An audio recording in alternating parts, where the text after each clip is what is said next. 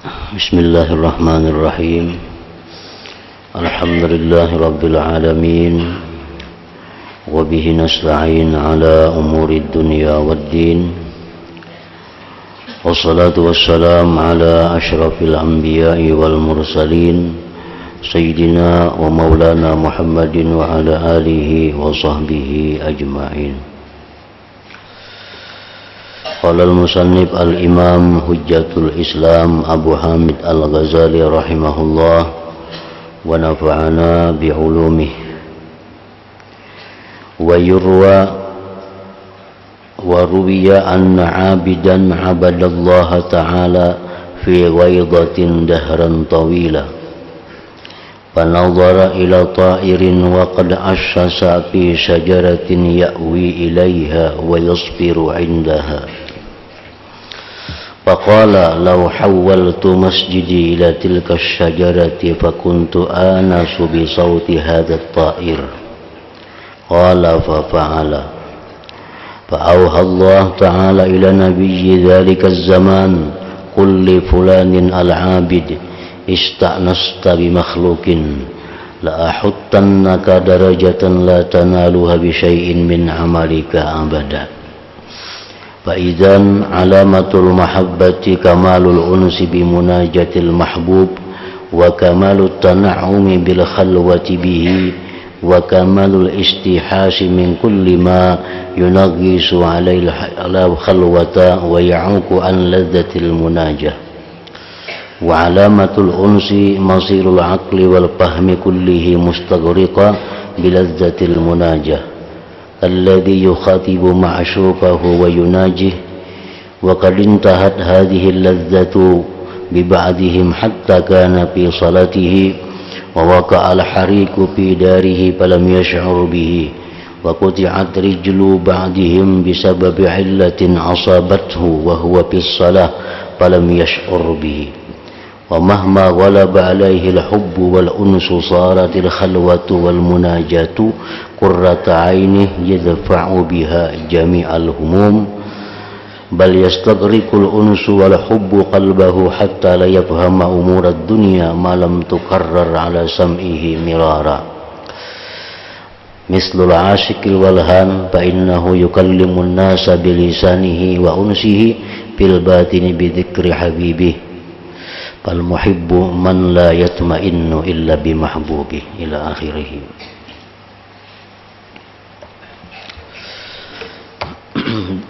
Makna kalamul Imam Al-Ghazali rahimahullah wa nafa'ana bi ulumih. Diriwayatkan bahwasanya seorang abid, ada seorang ahli ibadah di zaman sebelum zaman Nabi kita. Ia si abid ini beribadah kepada Allah Ta'ala di suatu hutan dalam waktu yang lama. Maka ia memandang kepada seekor burung yang telah membuat sarangnya pada sebatang pohon, yang mana burung itu menampatkan diri dan bersiul padanya. Jadi si abid ini, si ahli ibadat ini beribadah di tengah hutan. Pada suatu hari si abid ini melihat ada burung bersarang di sebuah pohon, sambil burung itu bersiul.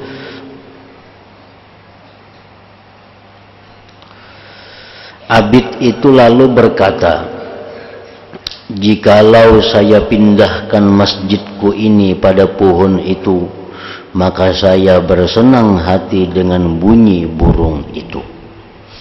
Jadi jar si abid tadi, nyak aku pindah ke sini ha, masjidku, tempat khalwatku itu ku pindah ke intang pohon ini. Nyaman juga ada suara burung nang didengar, nyaman juga ada siulan burung nang didengar. Rawi berkata, maka abid itu melakukan yang demikian. Nah, akhirnya si abid tadi jadi juga angkat rumahnya, angkat masjidnya ke intang pohon tadi, tempat burung itu bersarang dan bersiul. Nah, sehingga si abid ini begitu mendengar siulan burung, mendengar suara burung, nyaman hatinya, tentram hatinya. Maka Allah mewahyukan kepada Nabi pada masa itu, katakan kepada si abid anu, wahai Nabi, Tuhan sampaikan kepada si abid yang berumah intang pohon tu, bahwa ia telah bersenang-senang hati dengan makhluk. Dia telah bersenang-senang hati dengan siulan burung. Dia bertentram hati dengan makhluk. Sesungguhnya akan aku turunkan ia pada derajat yang tidak ia capai dengan sesuatu dari amalannya untuk selama-lamanya. Nah, dahulu si abid ini nyamannya hatinya dengan zikrullah. Dahulu si ahli ibadah ini nyamannya hati dengan tasbih. Nah, sekarang si abid ini berubah, hatinya nyaman, hatinya tentram begitu mendengar siulan burung. Nah, si abid ini merasa senang, merasa gembira bila mendengar burung bersiul. Nah, Allah Subhanahu wa ta'ala tidak suka yang demikian. Allah tidak suka kalau hamba-hambanya itu bersenang-senang kepada selain Dia. Allah tidak suka kalau hamba-hambanya itu mencari kesenangan dengan makhluknya. Allah kadang katuju kalau seorang hamba itu mencari ketentraman kepada makhluknya. Allah kadang katuju kalau seorang hamba itu bergantung kepada makhluknya. Maka Allah turunkan pangkat si abid ini, Allah turunkan derajatnya si abid ini, yang andai kata dia capai dengan amalnya selama ini, dia tidak akan bisa lagi mengembalikan pangkat itu.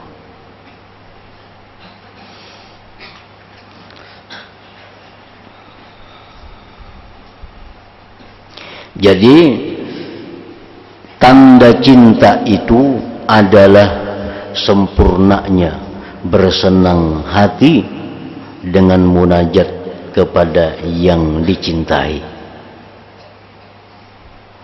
Kalau orang yang cinta kepada Allah, tentu orang ini senangnya, lezatnya dengan Allah.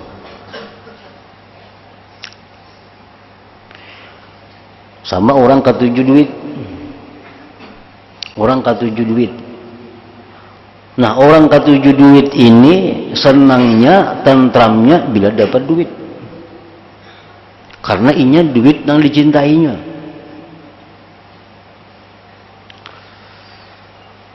Kayak apa aja inya lapahnya, kayak apa aja inya susahnya, bila dapat duit, nah lapang inya. Lapang, tentram, tenang. Nah, ini menunjukkan bahwa yang dicintai orang ini adalah duit. Ada orang yang hobinya makanan, ada orang yang hobinya pakaian, ada orang yang hobinya macam-macam. Jadi ketenangan hatinya itu tergantung kepada apa yang dicintainya. Orang yang cinta kepada Allah, tentu ketentraman hatinya itu pada Allah.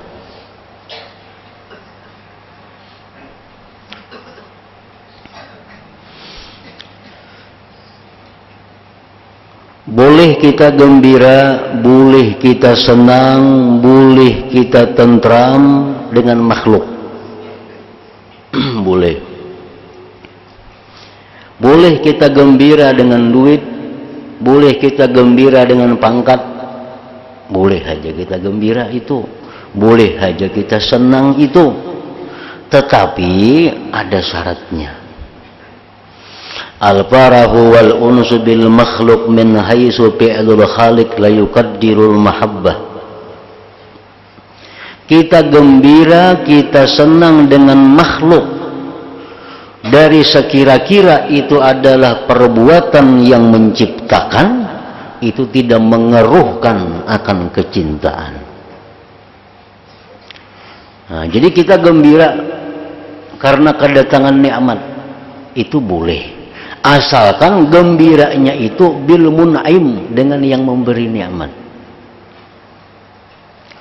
Nah, kita dapat duit umpamanya, wah gembira. Gembira itu boleh aja, asal gembiranya itu dengan yang memberi nikmat, jangan dengan nikmatnya. Bila kita gembira dengan nikmatnya, Allah kada ketuju. Allah Ta'ala kada ketuju macam itu.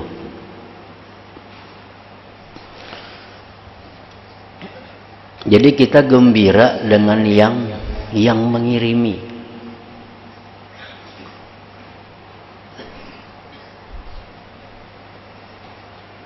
Jangan gembira lawan barang kiriman itu.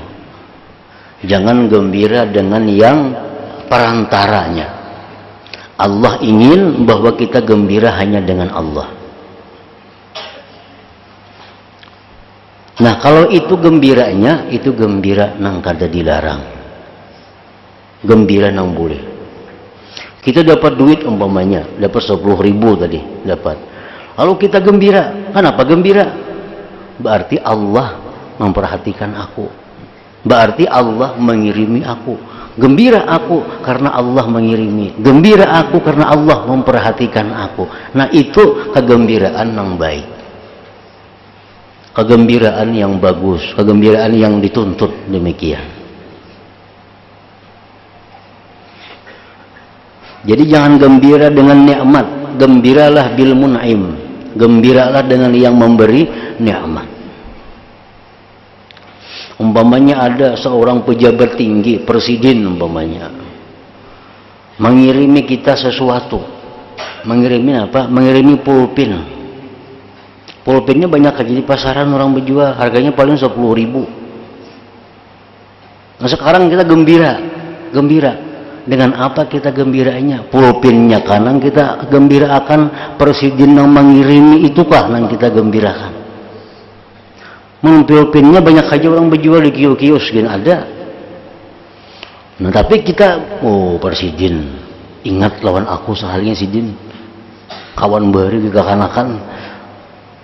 Oh presiden memperhatikan aja lawan rakyatnya. Nah, padahal yang dikirimi sidin cuma pulpen yang harga 10.000. Nah, kita gembira, tapi gembiranya bukan dengan pulpen, gembiranya ini dari presiden. Nah, itu yang digembirakan. Kalau perlu disimpan di lemari, dibarisakan ke anak buah tuh. Ini nakan ini presiden mengirimi bahari ini, nah, ini simpannya gitu nih. Nah, daripada kesayangan tuh. Bukan lawan pulpennya kada berharga. Presidennya ini yang mengirim. Nah, Allah menghendaki kita seperti itu. Allah menghendaki kita seperti itu. Kita dapat nikmat dari Allah, gembira. Tapi gembiranya apa? Allah yang mengirimi ini. Allah yang memperhatikan aku sehingga ada nikmat seperti ini.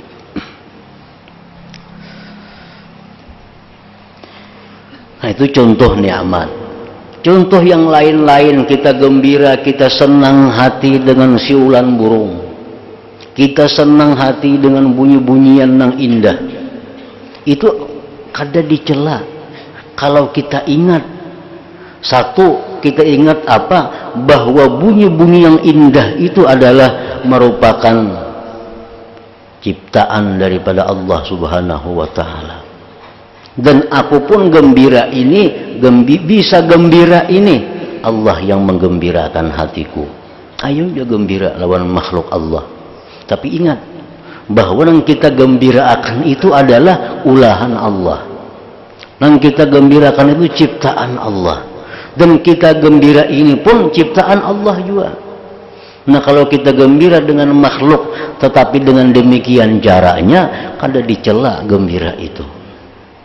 Yang dicela gembira itu dengan makhluk adalah gembira dengan makhluk melalaikan hati daripada Allah. Nah itu yang dicela. Dulunya merasa nyaman dengan zikir, dulunya merasa tentram dengan zikir, sekarang merasa tentram dengan siulan burung, lupa kepada Allah. Nah ini yang dicela, ini yang dicela. Al-farahu wal unsu bil khalqi min haitsu fi'lul khaliq la yuqaddirul mahabbah. Gembira jinak hati dengan makhluk, tapi sekira-kira itu semua perbuatan Khalik itu tidak mengeruhkan kecintaan kita kepada Allah Subhanahu wa ta'ala. Sama halnya kita dengan manusia umpamanya, manusia yang kita cintai. Nah kita cinta kepada dirinya, kita cinta kepada bikinan-bikinannya. Orang yang kita cinta ini mengulahkan wadai,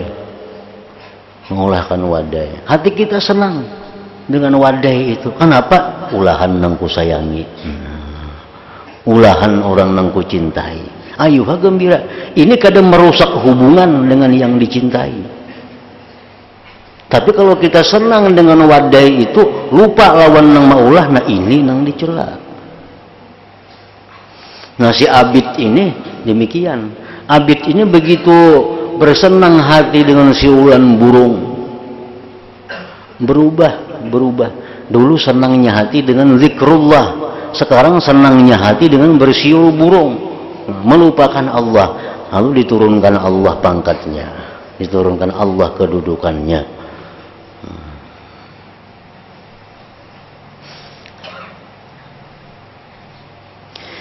Jadi tanda cinta itu antara lain adalah sempurnanya bersenang hati dengan munajat kepada yang dicintai, sempurnanya bernikmat-nikmat dengan berkhalwat dengannya, dan sempurnanya liar hati dari setiap yang mengeruhkan khalwat dan mencegah dari lezatnya munajat.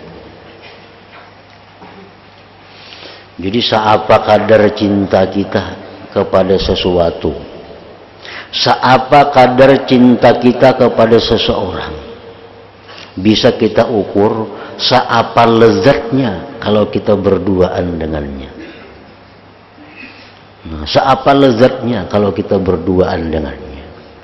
Kalau kita berduaan dengannya, kalau kita lupa segala-galanya, nah ini berarti cintanya sempurna kepada orang itu.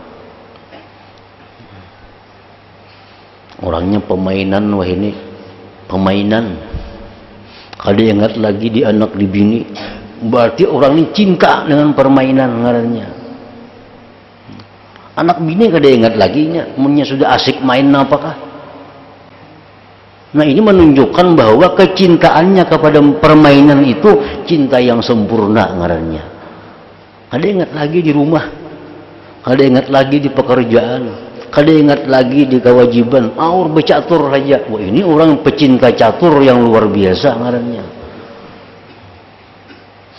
Amun orang bercatur umpamanya, ada anak menangis, istirahat dulu nah, tuh umpamanya ngalim menggaduh, anakku menangis, berarti ini kada terlalu cinta dengan catur. Masih ingat saja di anak, masih ingat di bini, masih ingat di gawian. Ini orang yang belum terlalu cinta dengan catur. Nah demikianlah orang cinta kepada Allah artinya. Orang yang cinta kepada Allah selalu ingin menyebut namanya, selalu lezat bila mana mendengar kalamnya, selalu lezat bila mana berkhalwat dengannya. Itu menunjukkan kesempurnaan cinta kepada Allah Subhanahu wa ta'ala.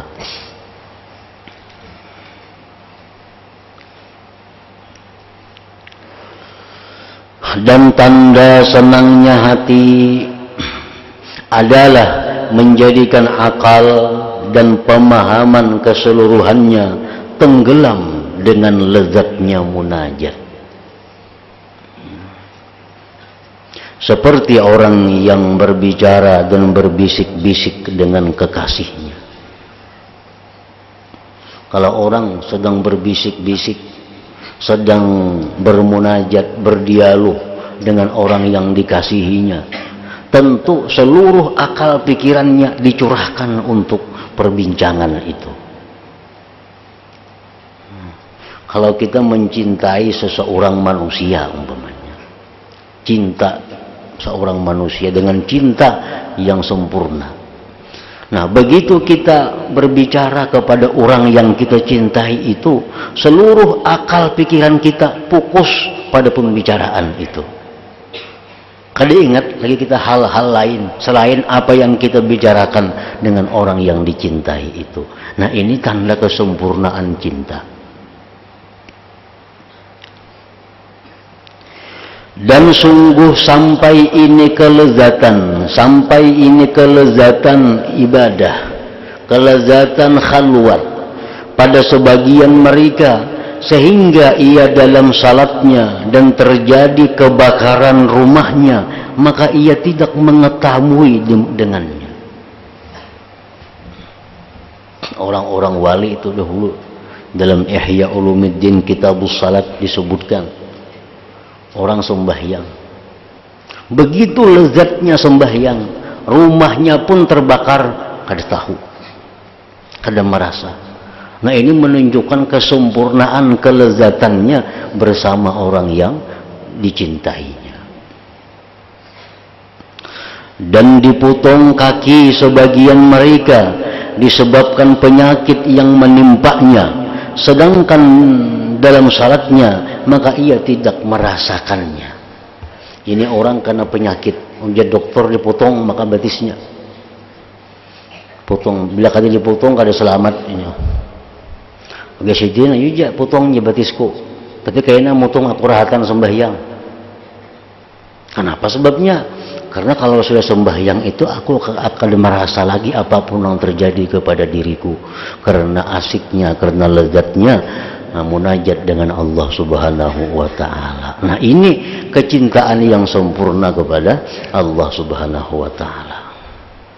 Sampai-sampai dipotong kakinya, sampai-sampai rumahnya terbakar, kada merasakan lagi itu karena saking kelezatannya berbicara dengan Allah Subhanahu wa ta'ala. Ini menunjukkan kelezatan itu tergantung kepada sempurnanya cinta. Kita nyamuk lagi sebuting amuk sembahyang suruh tangan ngasih tuh kamari, hanya nyamuk.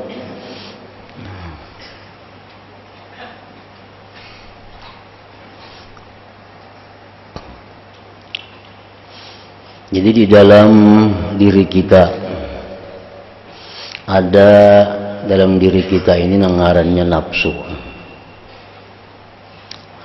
Nafsu itu kesenangannya, kelezatannya nafsu itu fil mahsusat,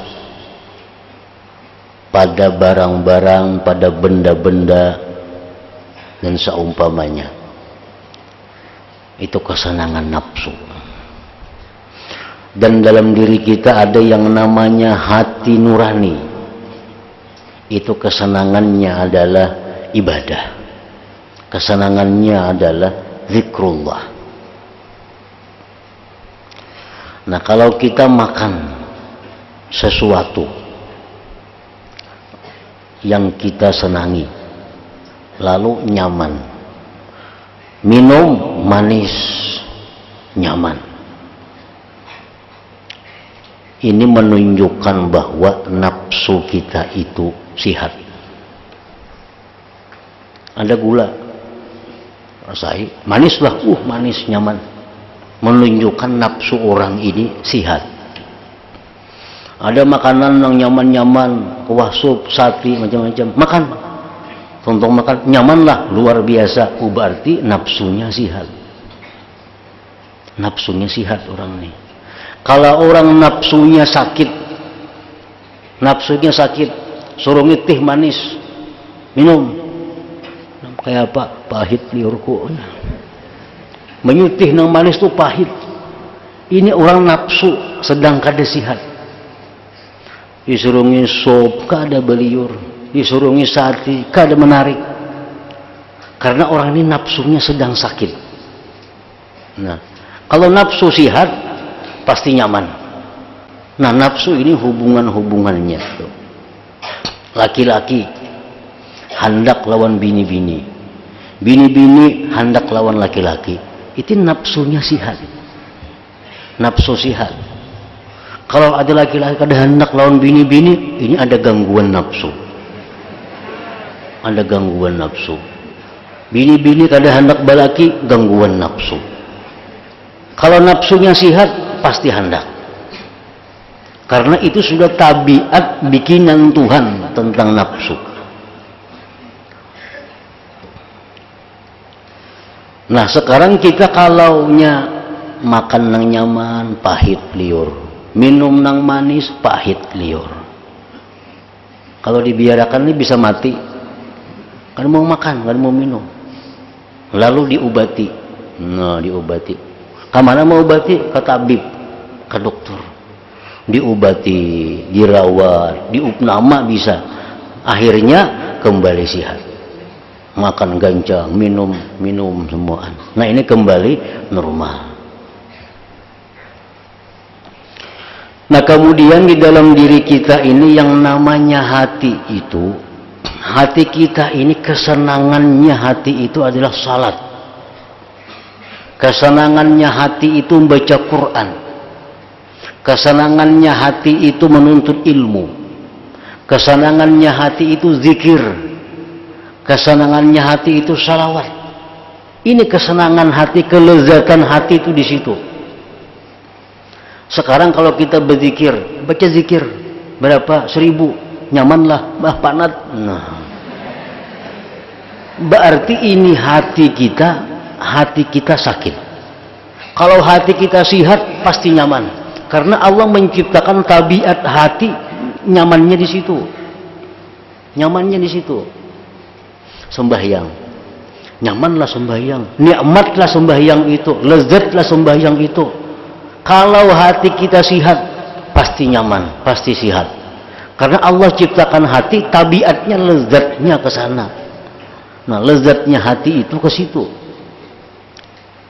Baca Quran, hati nyaman. Berzikir, hati tentram. Baca salawat, hati nyaman. Berarti ini orang yang hatinya sehat. Baca Quran nyaman, berzikir nyaman, makan sate nyaman, minum banyu manis nyaman. Berarti orang ini nafsu dan hatinya sama-sama sehat. Sama-sama sehat.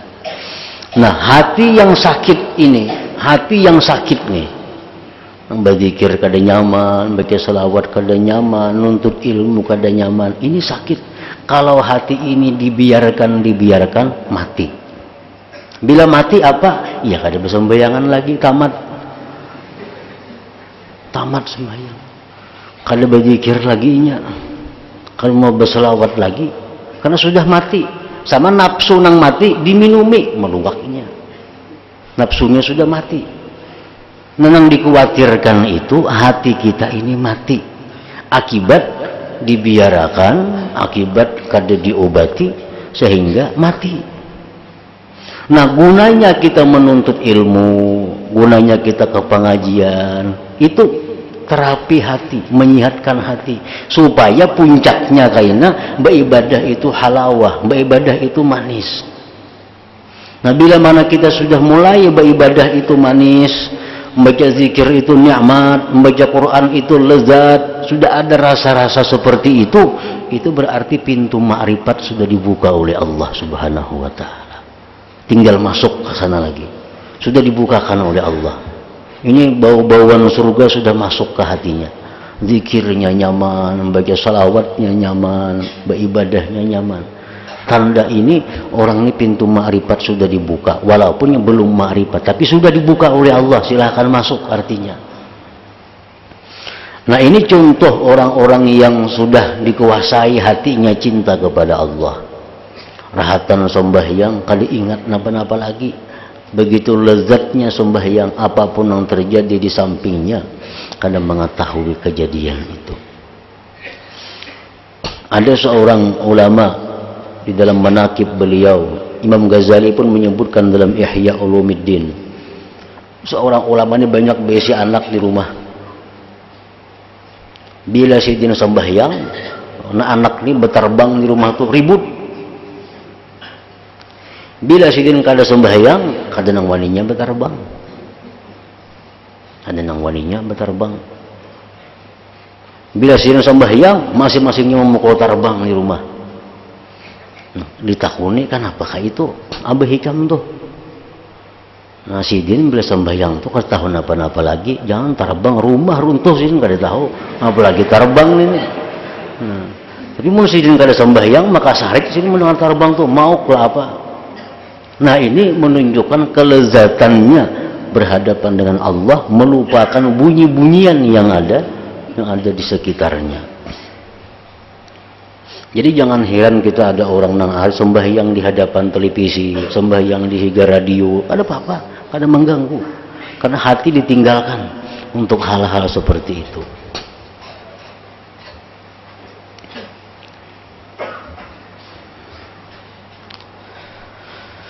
Maka manakala telah kuat padanya cinta dan kesenangan hati, niscaya jadilah khalwat dan munajat itu pendingin matanya. Manakala kuat padanya cinta kepada Allah dan kesenangan hatinya kuat kepada Allah, niscaya jadilah khalwat dan munajat itu pendingin mata. Ulama-ulama sejak zaman Nabi, sahabat tabi'in, di rumah tuh pasti ada besi tempat khalwat, tempat menyendiri. Karena di tempat itulah mereka menemukan kenikmatan hidup ini. Tempat khalwat itu.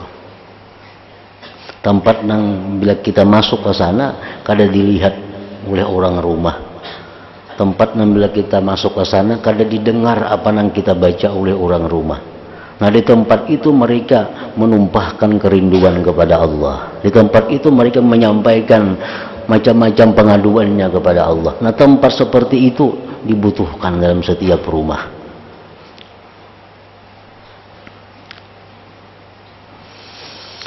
Manakala telah kuat padanya cinta dan kesenangan hati, niscaya jadilah khalwat dan munajat itu pendingin matanya, yang mana ia menolak semua kesusahan dengannya. Susah apapun yang ia hadapi, begitu masuk ruangan khalwat, hatinya tentram, hatinya tenang. Bahkan kesenangan hati dan cinta itu menenggelamkan hatinya, sehingga ia tidak paham akan urusan dunia selama ia tidak berulang-ulang dan berkali-kali untuk mendengarkannya. Seperti orang yang asyik yang bingung, maka ia berbicara pada manusia dengan lisannya, dan kesenangan hatinya dalam batinnya dengan ingat kekasihnya. Orang yang cinta adalah orang yang tentram. Orang yang cinta adalah orang yang tidak tentram hatinya kecuali dengan orang yang dicintainya. Orang yang cinta adalah orang yang tidak tentram hatinya kecuali dengan orang yang dicintainya. Orang ini kehilangan sesuatu yang inya cintai, dihibur nang kayak apa aja kada mampan, kecuali bertemu lawan yang dicintainya. Itu artinya. Itu yang bujur-bujur cinta ngarannya. Qatadah berkata pada firman Allah Ta'ala, alladzina amanu wa tatma'innu qulubuhum bi dzikrillah, ala bi dzikrillahi tatma'innul qulub. Artinya yaitu orang yang beriman dan hati mereka menjadi tentram dengan mengingat Allah. Ingatlah, hanya dengan mengingat Allah hati menjadi tentram. Qatadah berkata, aku banyak berkata-kata tentang dia dan jinaklah hatiku dengannya. Orang-orang yang beriman itu, hati mereka itu hanya tentram dengan zikir. Dan ketahuilah bahwa zikir itu penentram hati. Nah, alladzina amanu wa tatma'innu qulubuhum bi dzikrillah, ala bi dzikrillah tatma'innul qulub. Nah, hingga situ. Kemudian Abu Bakar Siddiq radhiyallahu anhu.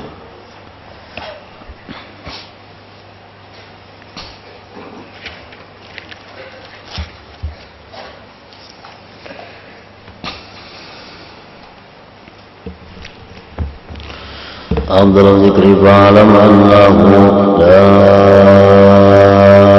إله إلا الله محمد رسول الله، لا إله إلا الله محمد رسول الله، لا إله إلا الله محمد رسول الله، لا إله إلا الله، لا إله إلا الله، لا إله إلا الله، لا إله إلا الله، لا إله إلا الله، الله الله الله الله الله الله الله الله الله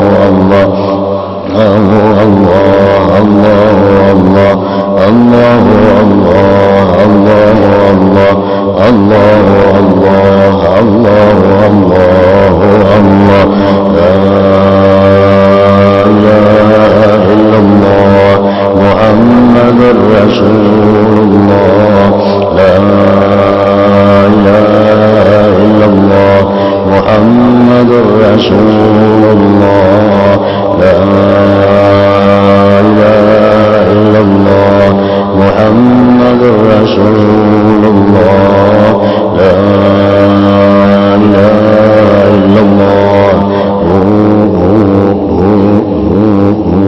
الفاتحة.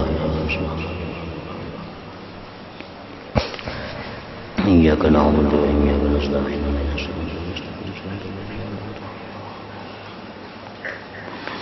فيا أيها الرجل منه شفاعة صلوا عليه وسلموا تسليما. اللهم صل وسلم وبارك عليه.